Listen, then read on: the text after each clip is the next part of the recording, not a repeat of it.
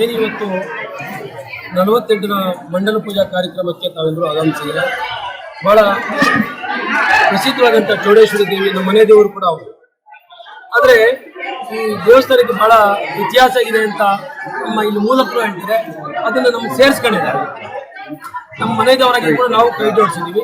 ಆದರೆ ಏನಪ್ಪ ಇಲ್ಲಿ ವಿಶೇಷತೆ ಅಂದರೆ ಈ ತಾಯಿಯ ಮಹಿಮೆ, ಈ ತಾಯಿಯ ಪವಾಡ ನನ್ನ ಹತ್ರ ಬಂದಾಗ ಹೇಳಿದೆ, ನಿಂತೋಗಿತ್ತು, ಇಲ್ಲಿ ಯಾರ್ದು ಏನು ಬೇಕಾಗಿಲ್ಲಪ್ಪ, ನೀವೆಲ್ಲರೂ ಒಗ್ಗಟ್ಟಾಗಿದ್ರೆ ಸಾಕು, ಈ ದೇವಸ್ಥಾನ ತಾನಾಗಿ ಆಗುತ್ತೆ ಅಂತ. ಇಲ್ಲಿ ಯಾರ್ದು ಏನು ಕೆಲಸನೇ ಆಗಿಲ್ಲ, ಎಲ್ಲ ತಾಯಿನೇ ಮಾಡಿಸ್ಕೊಂಡಿದ್ದಾರೆ. ಜೊತೆಗೆ ಈ ಊರಿನ 5 ಊರಿನ ಜನ ನನ್ನನ್ನು ಇಲ್ಲಿ ಕರೆದು ಈ ತಾಯಿಯ ಸೇವೆ ಮಾಡೋಕ್ಕೆ ಅನುಕೂಲ ಮಾಡಿಕೊಟ್ಟಿದ್ದಾರೆ. ಅವ್ರಿಗೆ ನಾನು ಕೂಡ ಸದಾ ಆಭಾರಿಯಾಗಿದ್ದೆ. ಯಾಕಂದರೆ ಎಷ್ಟೋ ಜನಕ್ಕೆ ದುಡ್ಡಿರುತ್ತೆ, ಅವ್ರನ್ನ ಕೇಳೋರು ಇರ್ತಾರೆ, ಅವ್ರಿಗೆ ಮಾಡೋಂಥ ಮನಸ್ಸಿಲ್ಲ. ಅಂಥದ್ದು ಈ ಊರಿನ ಜನ ಬಂದು ನಾನು ಕೇಳಿದಾಗ ನನ್ನನ್ನು ಸೇವೆ ಮಾಡಿಕೊಟ್ಟಕ್ಕೆ ಅವಕಾಶ ಮಾಡಿಕೊಟ್ಟಿದ್ದಾರೆ. ಅವ್ರಿಗೂ ಕೂಡ ನಾನು ನಮಸ್ಕಾರಗಳು ತಿಳಿಸ್ತೇನೆ. ಅದಲ್ಲದೆ ಇಲ್ಲಿ ಇರ್ತಕ್ಕಂಥ ನಮ್ಮ ಸ್ನೇಹಿತರಿಗಾರಲ್ಲ ಭಾಳ ಉತ್ಸಾಹ. ಇದೇನು ಇಲ್ಲಿ ಏನಾಗಿದೆ, ಪ್ರಾಕಾರ ಸಭಾಂಗಣ ಅಂತ ಆಗಿದೆ.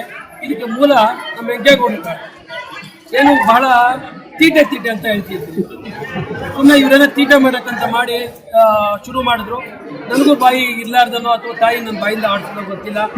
ಸುಮಾರು ಈ ಮಟ್ಟಿಗೆ ನಮ್ಮ ಸ್ವಂತ ಕೆಲಸಗಳಾದರೂ ಕೂಡ ಒಂದು 15-20 ದಿವಸಗಳಲ್ಲಿ ಈ ಮಟ್ಟಿಗೆ ಬೃಹತ್ತಾದಂಥ ಪ್ರಾಕಾರ ಸಭಾಂಗಣ ನಿರ್ಮಾಣ ಭಾಳ ಕಷ್ಟ.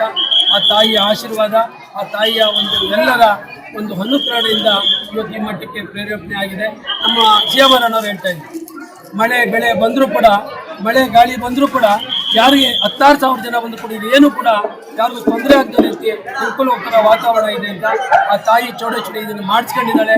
ಹಾಗಾಗಿ ಇದನ್ನು ಮಾಡಿಸ್ಕೊಳ್ಳೋಕ್ಕೆ ಅನುವು ಮಾಡ್ತಕ್ಕಂಥ ಈ ಊರಿನ ಜನಕ್ಕಾಗೋದು, ಆ ತಾಯಿಗಾಗೋದು ನಾನು ಸದಾ ಆಗಿರ್ತೀನಿ ಅಂತ ಇಷ್ಟಪಡ್ತೀನಿ. ಎಲ್ಲರಿಗೂ ನಮಸ್ಕಾರ.